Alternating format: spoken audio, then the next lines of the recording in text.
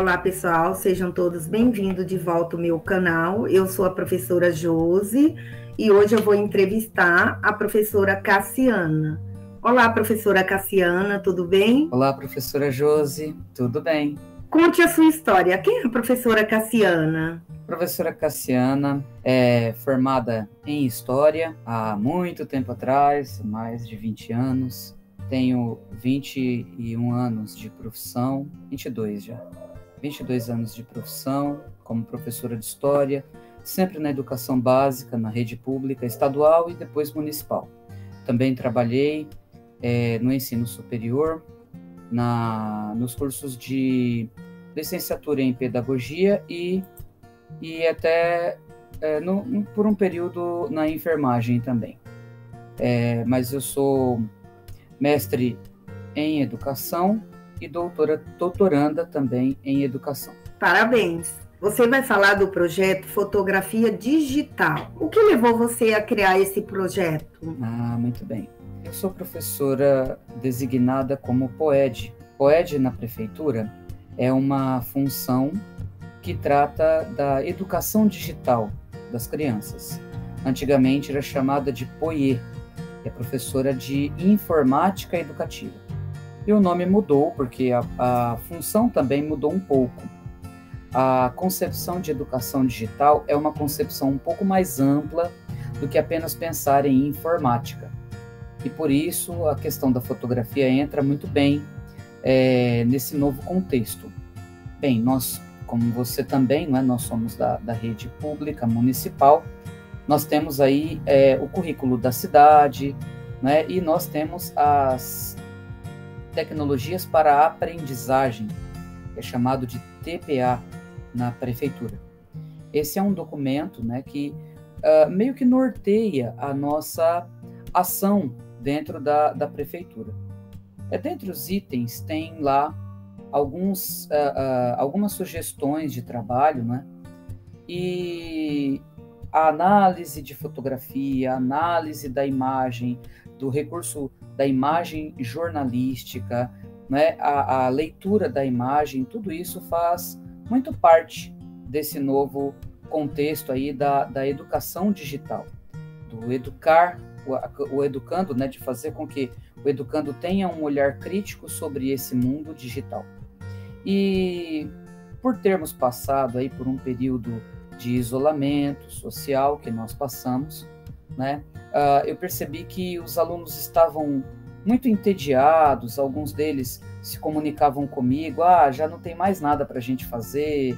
E esse projeto ele teve início no ano passado, quando ainda no período de isolamento social, nós nos voltamos a olhar, observar o mundo ao nosso redor. Foi aí que eu os convidei pela primeira vez a fazer parte dessa sequência, que era apenas uma sequência didática mesmo, sequência didática na área da fotografia. Então, eu preparei alguns vídeos para eles, eu também tenho um canal no YouTube, em que eu também compartilho com os alunos, tanto os assuntos da aula normal, quanto também desse pequeno curso de fotografia digital. Então, e dali a gente começou a ter uma conversa sobre fotografia. Esse ano, então, com o fato de nós não podermos utilizar a sala de informática da escola, a gente ficou assim um pouco preso, Então, o que fazer com esses alunos? Então, vamos usar a criatividade, vamos usar o celular para uma coisa diferente. Foi aí que veio, então, novamente a proposta da fotografia. Já que não podíamos usar o recurso da sala de informática e sabendo que a maior parte dos alunos tem um celular, e todos os celulares, obviamente, têm câmera. Então, vamos ver o que você sabe do seu celular. Você sabe usar o seu celular? Você sabe como é que usa a câmera do seu celular? Você está usando o potencial da sua câmera, do seu celular? Como é isso? E aí, então, juntou tudo isso com o fato de que muitos alunos tinham interesse no TikTok, né, na produção de pequenas imagens para o Instagram também. Com base nisso, então, nós iniciamos uma reflexão sobre a imagem, uma reflexão sobre a imagem jornalística e a intencionalidade, e foi a partir daí que nós, então, iniciamos esse processo de realmente pensar a fotografia e depois, claro, fazer a fotografia. Então, nós pensamos sobre isso e resolvemos, então, no caso, eu elenquei aí algumas etapas para que cumpríssemos essas etapas aí nas nossas aulas. Esse projeto é destinado a alunos de 8º e 9º anos, com interesses, né, delineamentos distintos, algumas coisas em comum, claro, justamente por ser aula de fotografia, mas interesses mais assim distintos, né? E nós eu fiz então essa proposta aos alunos, ao que eles responderam muito bem, inclusive no Google Sala de Aula. Qual o objetivo desse projeto? O objetivo do projeto é justamente sensibilizar os alunos e fazer, inclusive, uma educação estética, o que é, assim, muito importante para os dias em que estamos vivendo, né? A estética é a sensibilização, sabe? Sensibilizar os alunos para aquilo que é belo, mas não necessariamente que o belo tenha aquele padrão de beleza, mas o belo é aquilo que lhe faz bem, é aquilo que lhe dá prazer, né? Então, é uma fruição. Então, a ideia desse projeto é justamente exercitar esse olhar artístico do nosso aluno sobre coisas do cotidiano, coisas que às vezes eles deixavam passar batido. Então, esse é o objetivo, a educação para uma sensibilização, uma visão artística do mundo, né, por meio da fotografia. A escola que você trabalha está ajudando na realização desse projeto? De que maneira? A escola me ajudou, né, e ainda continua ajudando, né, eu agradeço, inclusive, a coordenadora, que teve a ideia de fazer o contato. Após apresentar as etapas do projeto compreendiam: a primeira etapa seria aprender um pouquinho sobre a história da fotografia. Então, eu fiz uma contextualização histórica desse acontecimento, desse fenômeno que é a fotografia. Falei da fotografia na França, fotografia no Brasil, como a fotografia entrou no Brasil, a importância do Dom Pedro II nessa dinâmica da foto no Brasil. Então, falei sobre essas questões, mostrei, inclusive, algumas imagens de fotos do Brasil daquele tempo, do período, né, imperial. Na sequência, eu me propus a dar algumas aulas de técnica fotográfica. Então, a gente falou sobre a questão da iluminação natural, da iluminação artificial, das luzes, né? Realmente é sensibilizar o olhar do aluno para que ele perceba as luzes e as sombras e as projeções, né? Então, para ele ter essa sensibilidade no olhar com relação à luz, porque luz e fotografia sempre tiveram tudo a ver. E aí, na sequência, nós tivemos a parte de enquadramento, quando eu falei para ele sobre a intencionalidade do fotógrafo, porque todo trabalho artístico tem uma intencionalidade. Então, a partir disso, eles iam, a cada etapa, né, eles iam respondendo algumas coisas no Google Sala de Aula, voltadas para essa temática da fotografia e a temática da aula da semana. Então, eles faziam ali, iam respondendo com exercícios fotográficos, com várias outras coisas. E na sequência, então, nós tivemos uma aula prática prevista por mim ainda antes das férias de julho, na verdade, até bem antes, né? A gente nem teve mesmo nas férias de julho, mas de qualquer forma, né, eu já havia feito essa programação. A minha ideia era fazer um passeio pelo bairro,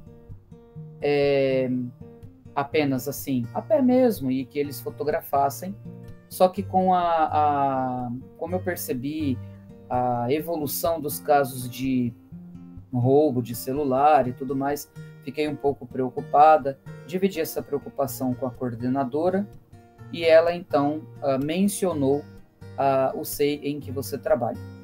Foi aí que ela entrou em contato com a coordenadora do SEI e nós conseguimos fechar essa saída fotográfica dos nossos alunos, fazendo uma visita num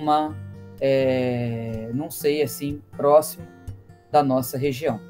Então nós fizemos esse item, não é, que era um cumprimento de uma etapa, a saída fotográfica que eles tanto sonhavam, que eles queriam ir muito, né? Fizemos a distribuição.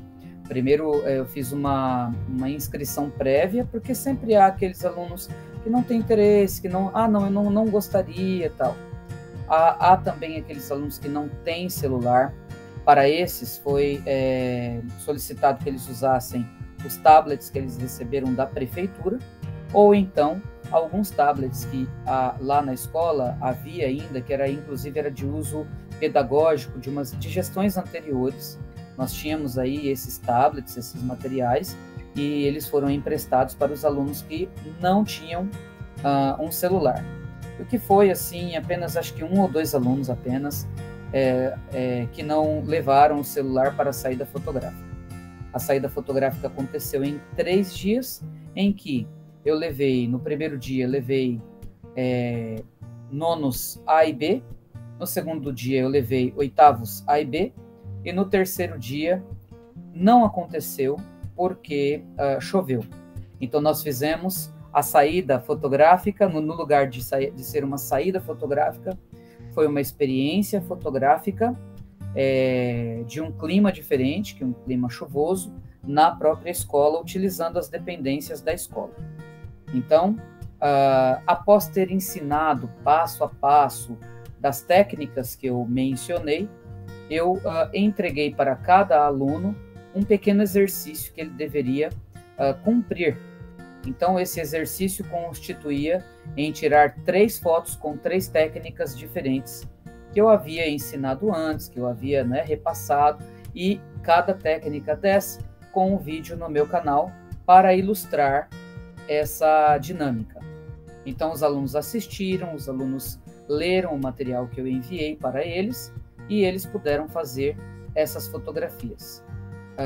Inclusive, as fotografias de dia de chuva, que a gente achou que talvez fosse ficar assim, ficaram muito boas, mesmo sendo nas dependências da nossa escola, que, diga-se de passagem, é bem menor do que o espaço que vocês desfrutam lá na SEI, em que você trabalha.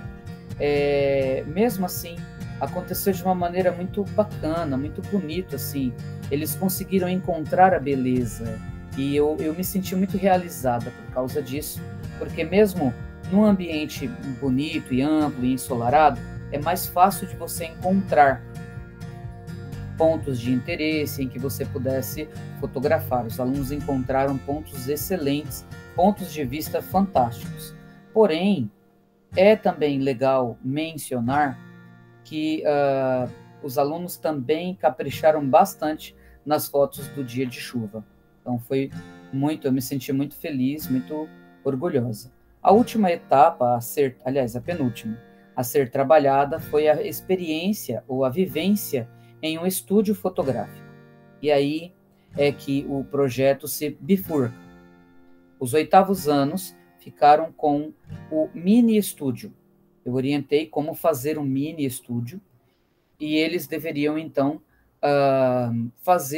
fabricar esse mini estúdio usando o material que tinham em casa mesmo, uma caixa de sapato, alguma coisa assim, levar uma lanterna para a escola, não é? Ou a própria lanterna do celular para tirar fotos de alimentos, que no geral são bem coloridos, né? Dependendo do alimento, né? Pedir principalmente frutas, e também pequenos objetos de decoração do interesse deles. E essa era a proposta para os 8º anos. Para os 9º anos, a proposta era uma fotografia em estúdio de modelo vivo mesmo, né, de pessoas. Foi aí, então, que nós casamos com aquela ideia da beleza negra, que, aproveitando o Dia da Consciência Negra, nós estendemos um convite muito especial a todos os alunos que se sentissem à vontade, que se sentissem felizes em participar dessa experiência, que eles fossem no dia combinado. Aí a coordenadora fez os bilhetinhos e deu para os alunos. Então, os meus alunos de fotografia fotografaram os alunos da escola para esse projeto da Beleza Negra. Nós vamos fazer um painel bem bonito e uma exposição fotográfica da Beleza Negra e também da experiência da saída fotográfica que aconteceu ao ar livre. Então, essas são as fases, as etapas do projeto, e foi assim que aconteceu, e nós fizemos coisas muito legais. Assim, essa semana está sendo a semana da fotografia em estúdio, e os alunos estão praticando muitas coisas que eles aprenderam, colocando em prática, né, aquilo que eles aprenderam na teoria, como iluminação, troca de fundo, fundo branco, fundo infinito. Foi muito agradável, está sendo muito agradável essa experiência, sobretudo saber e descobrir novas aptidões, novos talentos. E assim, até um menino falou hoje uma coisa que eu gostei muito. Ele falou: professora, eu não sabia que eu sabia. Isso é uma coisa assim muito, muito satisfatória, muito gostoso mesmo escutar isso, e eu fico muito feliz, muito honrada em poder participar dessa fase, dessa descoberta desses meninos e meninas dos 8º e 9º anos. Esse projeto você está aplicando nas 8º e 9º ano. Ele Exato. Poderia ser aplicado em toda a educação básica? Certamente, com um outro viés, com um outro olhar, certamente que sim. Porque a educação estética é uma educação que leva em conta as emoções que as pessoas sentem por meio daquilo que elas experimentam.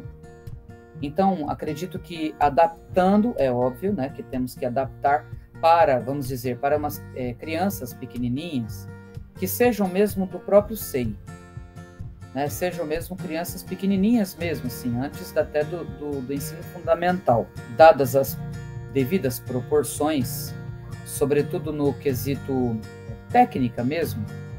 Só de você entregar para a criança uma câmera fotográfica e dizer: fotografe aquela árvore, você já vai ter um olhar da criança sobre uma árvore. Ou fotografe um inseto, fotografe, entendeu? A proposta ajuda, né? Faz com que a criança desenvolva uma visão mais atenta sobre o que é belo no seu ambiente. E eu acredito que ela consiga, ainda que ela não aplique todas as técnicas, mas ela já vai começar a ser sensibilizada. É a mesma coisa do que a gente pedir para a criança escutar uma música, né? Então a criança vai escutar, vai sentir aquela música, ela pode se expressar por meio da dança, ela pode se expressar por meio de um traço, de um desenho, né? Então a criança, ela tem a sua subjetividade. Então é possível que ela demonstre, que ela apresente essa subjetividade também na expressão fotográfica.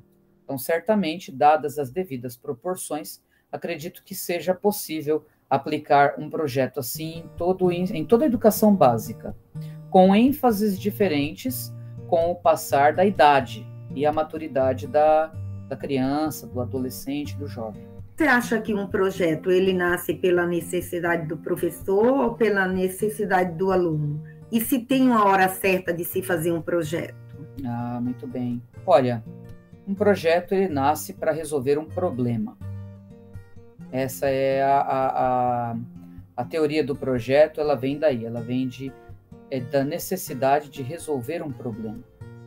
No caso, o meu problema era o seguinte: a impossibilidade de utilizar a sala de informática para alguma outra aplicação e vamos dizer assim, o tédio que algumas pessoas estavam sentindo por não terem muito o que fazer nesse período pandêmico. Foi assim que surgiu este projeto especificamente. Então, a partir dessa problemática, então eu criei um caminho para seguir junto com os meus alunos. Há professores que não gostam de trabalhar com projeto. Tem a ideia de que para alcançar os resultados é muito demorado. O que você pode falar para esses professores que pensam dessa forma? É demorado mesmo, eles estão certos, é demorado. O processo é demorado, nem sempre a adesão é completa, não são todos os alunos que gostam de fotografar, e mesmo após essa sensibilização, não foi isso que os tocou. Então, mas mesmo assim, eu já tenho mais de 20 anos de sala de aula, eu sempre fiz projetos interdisciplinares, eu sempre fiz projetos, de todas as naturezas, né? E o que eu quero dizer é o seguinte, você precisa se permitir também. Um pouco dessa coisa de não querer fazer projetos com os alunos, talvez seja pela insegurança. Olha, para onde vai esse projeto? Então, como eu vou conduzir esse projeto? Ou então, né, há pessoas que já me falaram mesmo na própria escola, nossa, eu faria um projeto assim se eu soubesse fotografar. Eu quero dizer que eu não sou formada em fotografia, eu sou formada em história, eu tenho uma outra área de conhecimento. Porém, eu me vi nesse período estudando fotografia. Inclusive tem um livro muito interessante que se chama Studios Anywhere, Estúdios em Qualquer Lugar. É um livro que eu me deparei durante essa minha pesquisa e que ele fundamenta a ideia que eu já tinha antes, né? Que em qualquer lugar eu posso fazer um estúdio, em qualquer lugar e com qualquer material. Eu digo mais, se é um celular de uma qualidade inferior, vamos para o sol, vamos para o ar livre. Se é um celular um pouco melhor, ótimo, vamos tentar fazer uma foto em estúdio. Agora, eu não posso de jeito nenhum ver o meu aluno precisando enfrentar um problema como esse, que era o que eu estava enfrentando, e simplesmente usar paliativos com os alunos apenas para mantê-los ocupados. É um compromisso da minha parte, fazer com que o meu aluno seja sensibilizado, fazer com que o meu aluno tenha contato com coisas que talvez na sua vida ele jamais possa ter. Um curso de fotografia, infelizmente, ainda é algo muito elitizado, é caro. Um curso simples de fotografia, eu não vou ficar falando de preços, mas um curso simples de fotografia é muito caro. Porém, nós temos um mundo inteiro no YouTube. Existem profissionais que se dispõem a fazer videoaulas, a fazer lives, a fazer apresentação de técnicas. Existem livros, artigos científicos que podem fundamentar a nossa prática. O primeiro passo para que um professor faça um projeto é que ele veja o problema que ele está vivendo, que ele tenha um olhar reflexivo. A partir daí, ele precisa querer resolver esse problema junto com o aluno dele. Não dá para ficar no imobilismo com adolescentes, com crianças, é um compromisso nosso. Então esse é o primeiro ponto que eu sempre bato na tecla, é um compromisso meu, é a minha profissão. Eu escolhi ser professora, eu não posso ser professora pela metade. Então, com base nisso, vou atrás e faço acontecer. E se deu errado? Eu já tive projetos que deram errado na vida, né? Não vai ser o primeiro e nem o único, o último. O que eu não posso é não tentar, por medo de errar. E se eu tenho medo, vamos às fontes bibliográficas, vamos às fontes de experiência. E agora vamos ao YouTube também. Tem o canal da professora Josineide, tem o meu canal, tem tantos outros canais muito qualificados que podem nos dar uma base. E é justamente isso o que eu prego, assim, que eu sempre bato na tecla. Temos que estudar, temos que nos formar. Então esse é o primeiro passo. A prática, olha, a prática ela vem. Às vezes, eu tenho projetos que eu não pretendo repetir mais. Eu fiz uma vez e eu acho que tá bom, do jeito que foi, tá bom. Mas existem projetos que eu tenho vontade de desenvolver todo ano. E se você quer saber, com essa movimentação que a gente fez na escola, os alunos do 6º ano vieram me perguntar: e nós? E nós, professora? Então eu fiquei assim encantada. A menina disse o seguinte: olha, você é professora da minha irmã. Minha irmã vai fazer um book fotográfico. Por que eu não? Eu disse: menina, calma, sua hora vai chegar, fique calma. E ela então ficou, né? Ah, que bom, tal. Ai, não vejo a hora, já tenho até as poses. Quer dizer, olha que coisa legal que a gente vai plantando na mente dessas crianças, desses adolescentes. É uma perspectiva, uma vontade. Isso é muito bonito. E eu nem estou falando aqui de vocação, porque ninguém aqui é padre, e o nosso trabalho não é voluntário. Nós somos profissionais. E por sermos profissionais é que temos que nos profissionalizar. Nós temos que nos preparar. Estudar é uma coisa, é uma constante na vida do professor. Tem que ser. É isso aí. E, é claro, sempre enfrentando o medo com ousadia. Como diz o Paulo Freire, no livro Medo e Ousadia. Ele fala nesse livro sobre essa questão da educação estética. Ele fala nesse livro sobre o olhar, e é muito bonito. Paulo Freire tem uma palavra muito bonita para falar de estética. Ele diz boniteza da vida. Ele tem cada palavra, e essa palavra é mais bonita do que a estética. Muito bonita mesmo. Captar a boniteza da vida. É isso que a gente precisa ensinar ao nosso aluno, para que ele capte a boniteza da vida dele, do bairro em que ele vive, que embora tenha muitas dificuldades, que embora tenha muitos problemas estruturais, nosso bairro tem muitos problemas estruturais.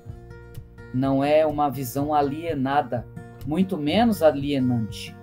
Até porque algumas fotos que nos mostraram foram justamente fotos de denúncia acerca de um lixo jogado, um entulho jogado. Então, há uma reflexão, não é? Mas não é uma prática alienante, não é a beleza pela beleza, mas é uma beleza, é uma boniteza, uma busca pela boniteza da vida. Isso é muito bonito em Paulo Freire, e é muito bonito que os nossos alunos estejam sendo assim, sejam sensibilizados. É isso aí. Existe um passo a passo para se criar um projeto? Olha, normalmente tem. Com as minhas alunas da faculdade, da pedagogia, eu sempre fazia um pequeno esquema, um pequeno passo a passo, para elas criarem alguns projetos assim, pilotos, né, para elas pensarem nas possibilidades, né? Então o projeto ele começa sempre frente a um problema. Se você não consegue localizar um problema, certamente você não pode ter um projeto. Então o projeto ele vem disso, né, desse problema. Qual é o problema?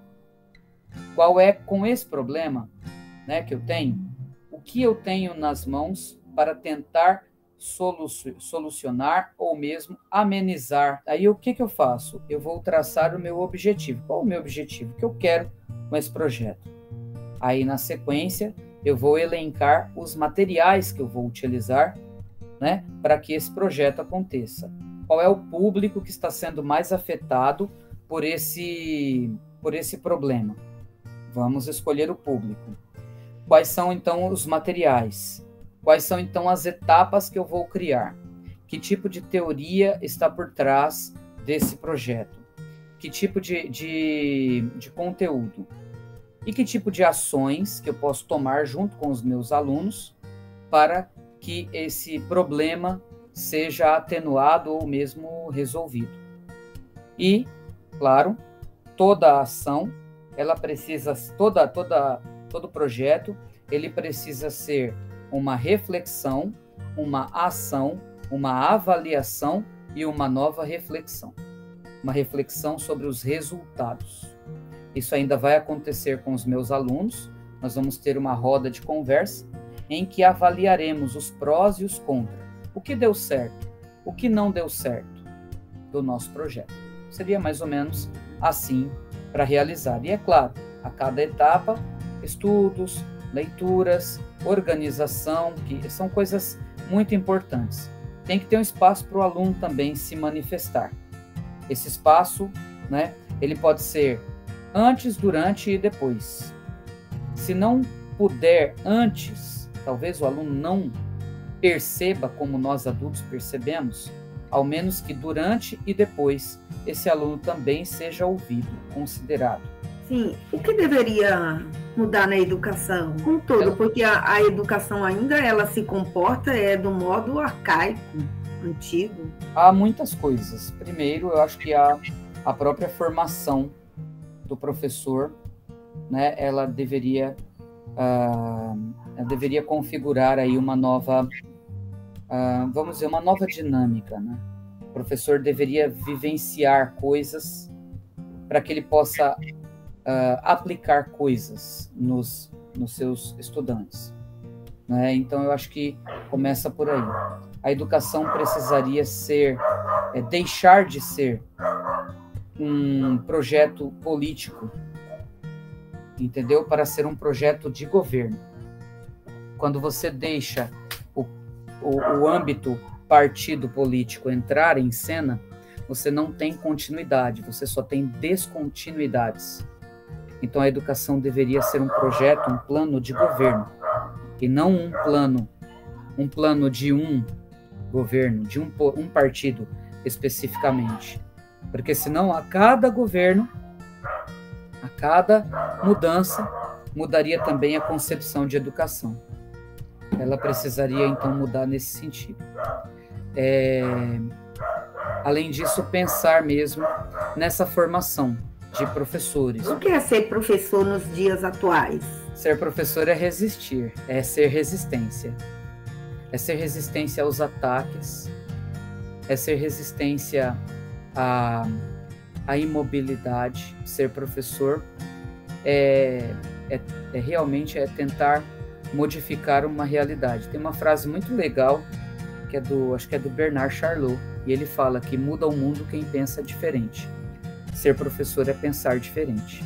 Sim. Para finalizar, você pode deixar uma mensagem para as pessoas que irão assistir o vídeo, os estudantes, professores, coordenadores e também a comunidade escolar. Muito bem. Então, a mensagem que eu tenho é justamente que nós tenhamos menos medo e mais ousadia, nós professores.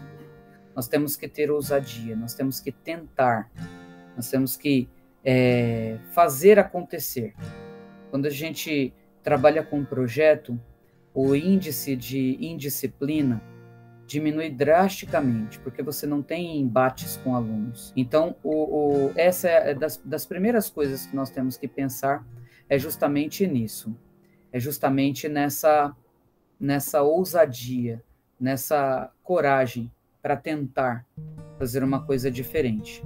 Para os estudantes, que vocês também deem uma chance a si mesmos e que deem uma chance aos seus professores de criarem coisas bonitas, de criarem coisas reflexivas, de terem momentos especiais com os seus professores para refletir sobre a prática, sobre a escola, que os estudantes se apropriem da escola, a escola é deles, que eles consigam compreender que a escola não foi feita para enclausurá-los, ela foi feita ao contrário, para libertá-los.